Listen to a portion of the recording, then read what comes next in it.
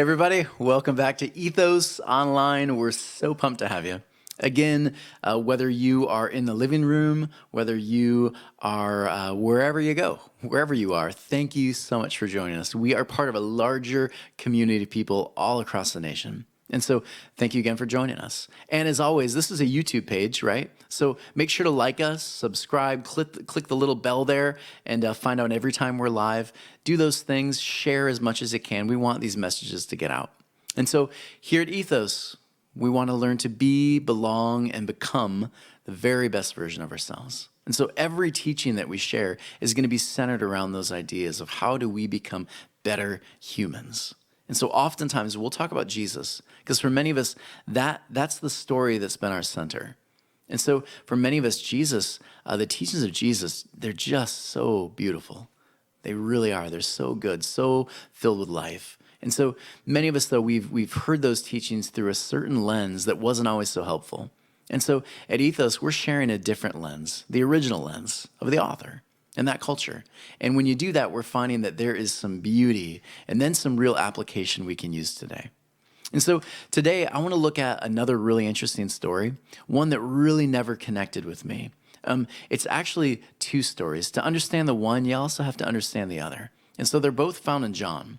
And the first story in John chapter 5, it kind of revolves around an action that someone takes, and Jesus essentially tries to pull them away from a certain place, a certain space, into a new way of living. And so to understand this, you have to understand the difference between the Roman way of life, Roman culture, and Judaism.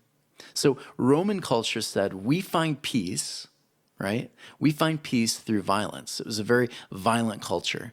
And so our way is to basically lord power over others. We are up here, everyone else down here. We lord power over others. And so this was the Roman way of life. And young children, they were taught this at a very young age, right? And so Judaism, though, said something different. Judaism said we interact with the world in a holistic, loving way. We want to not be the wolf, we want to be the sheep.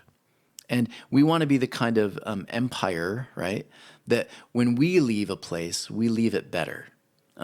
When we bring peace, it's not by a sword, right? It's through conversations. It's through building up a different kind of empire based on love, based on forgiveness. Those kind of values is what the Jewish nation was. And so you have two very different cultures that are kind of colliding in all of the stories of Jesus. And when you can understand that, every parable, every story, every piece of wisdom Jesus shares, it really hums. And so in John 5, there's a story about a pool. It's the Pool of Bethesda. And so this pool, archaeologically, we've seen it. We know where it is. It's actually divided into two pools, and you can still see where this was today. Now, a modern kind of makeup of it would look like this. And so you can see the Pool of Bethesda there.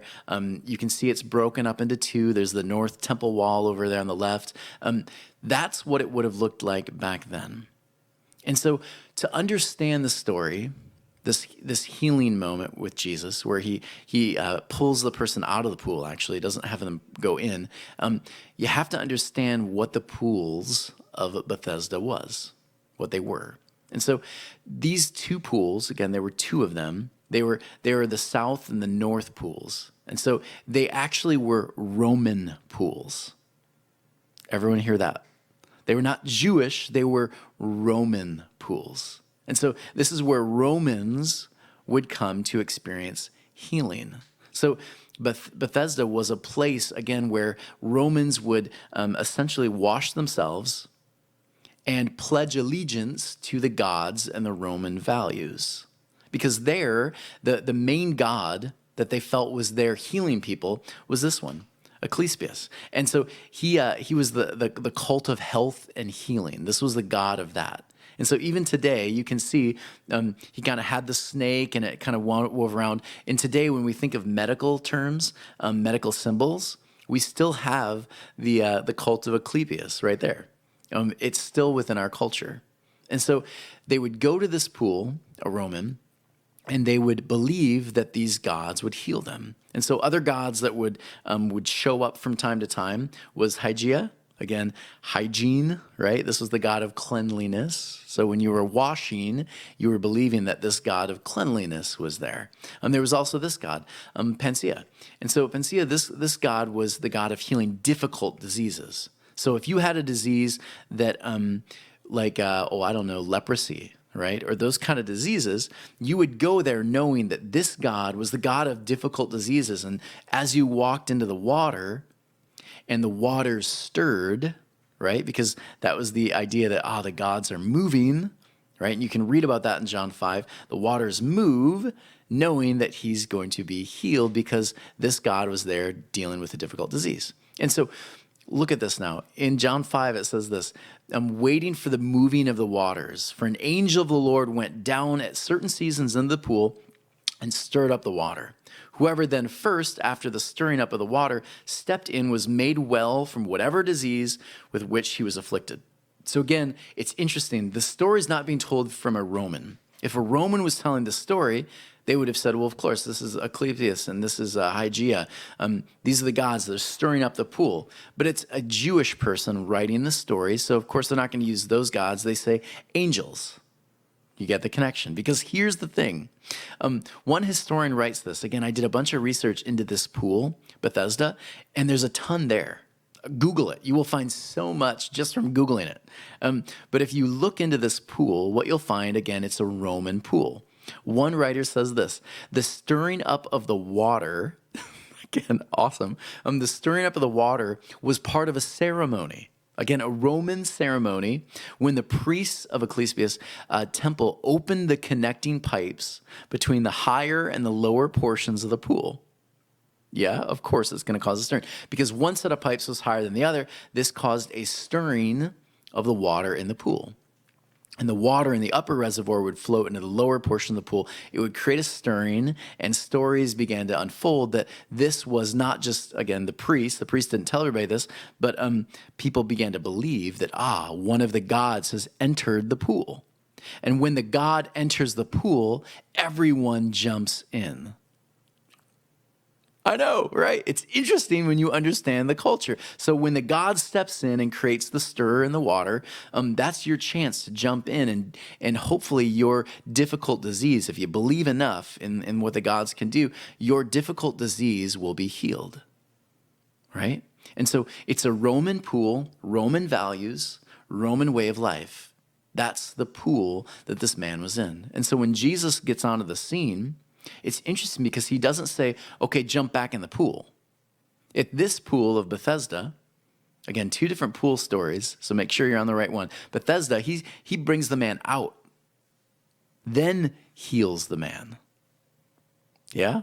Let me pull you out of the Roman pool, this Roman way of life you're immersing yourself in. Let me pull you out of it. And when I do, you will experience healing. Now, what's interesting is when you look at the other pool later on in John 9, another healing takes place. This is the pool of Siloam.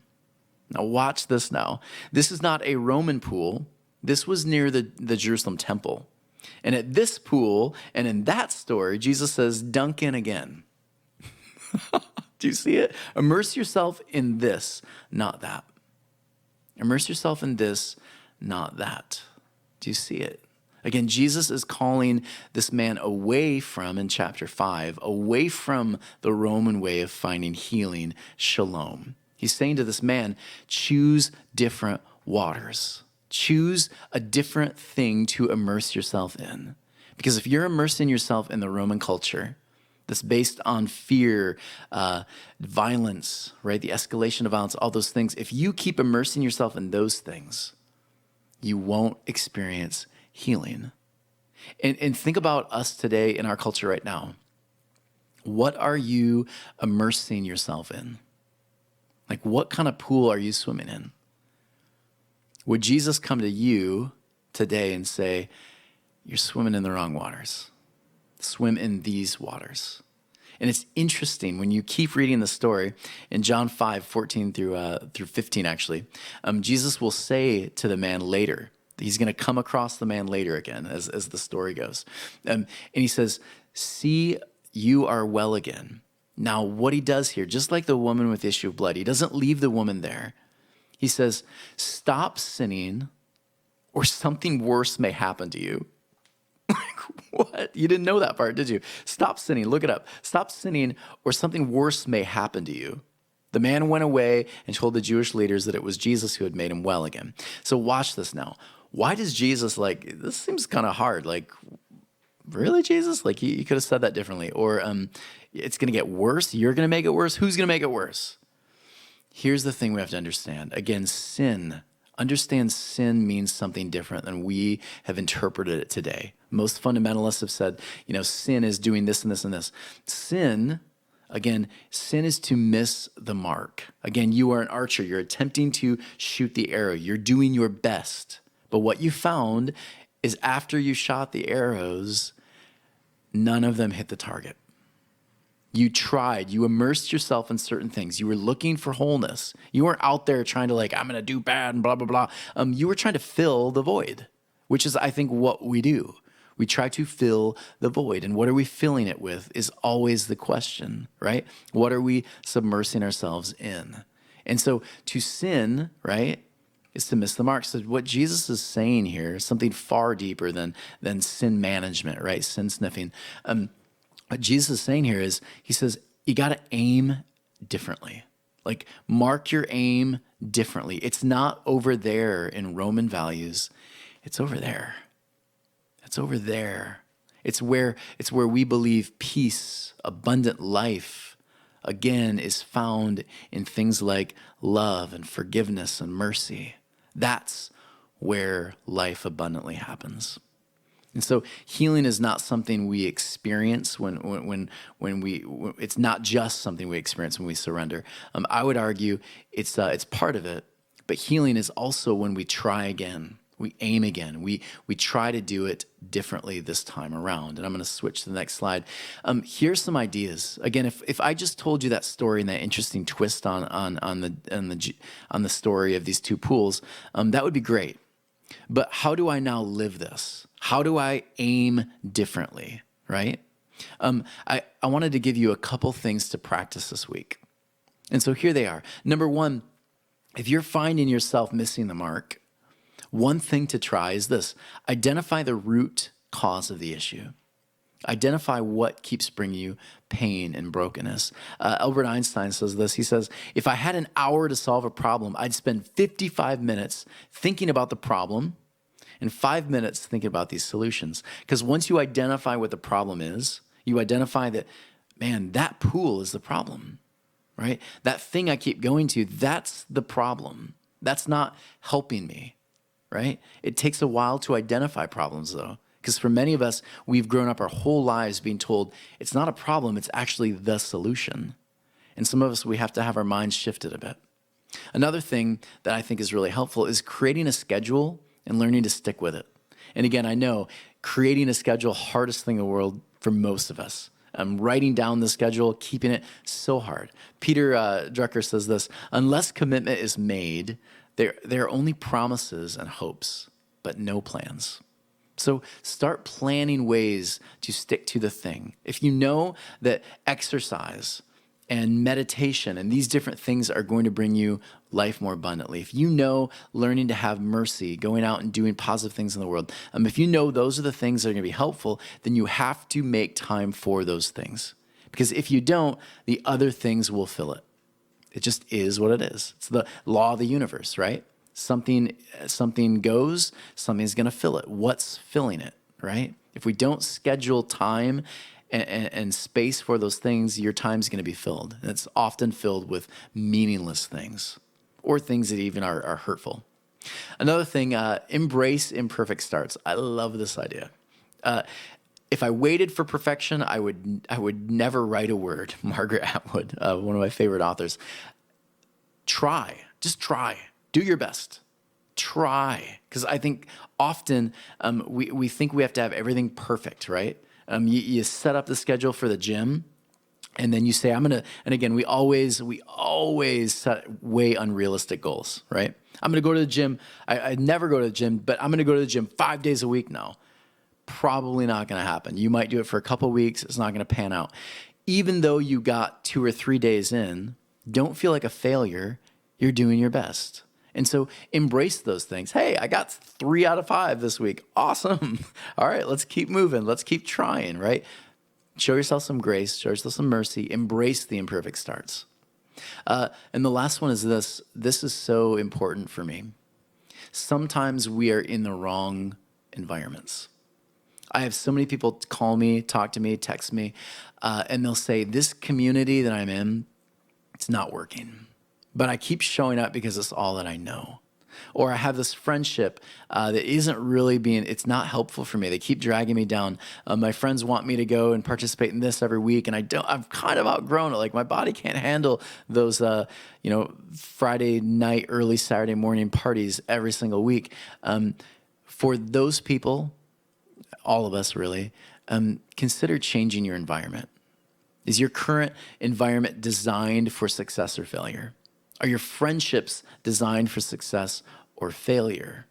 Because again, your immediate environment doesn't just include people. It's colors, sounds, triggers. All of those things will trigger your behavior. And so your environment is so important. Where you swim, what you choose to immerse yourself in is huge. You can either immerse yourself in waters that are not going to really, truly bring you healing, cleansing, fullness, or you can find waters that do. And Jesus over and over again says, choose this water, right? The water metaphor is constantly being used. Choose this water. Choose this way of life. And if you do, you'll find fullness. So maybe this week consider, where am I swimming? What's my environment? Where am I? Am I spending time with things that are really going to bring healing, or am I spending time with things that aren't? Am I spending time with a Roman way of life that's just violent and escalating and more brokenness? Or am I spending time in places of mercy where things like injustice are solved and we're helping one another? Where am I choosing to sit and be and hold space for? Love y'all. Thank you so much for letting us share these ideas. And so, as always, please consider tithing. 10% every month would be really helpful, or just donations. Anything you can give is really helpful. And so please consider going to ethos-church.org/donate. Please consider giving there. And again, as always, on our YouTube page, like, subscribe, click the little bell button. Every time there's another video, it'll pop up. Please go there. And to keep you remembering this, please remember we do living room sessions, live ones, where you get to interact with other people all across the nation, the first and the third week of every month. So I hope you can join us there as well. Subscribe to our newsletter there at Ethos, and you'll get updates all the time. We'll even give you resources that can kind of prep you for the week to come of what we're going to talk about, and just different ideas of what to share. Love you all. Thanks so much for joining us on Ethos Live online, and we'll see you next week.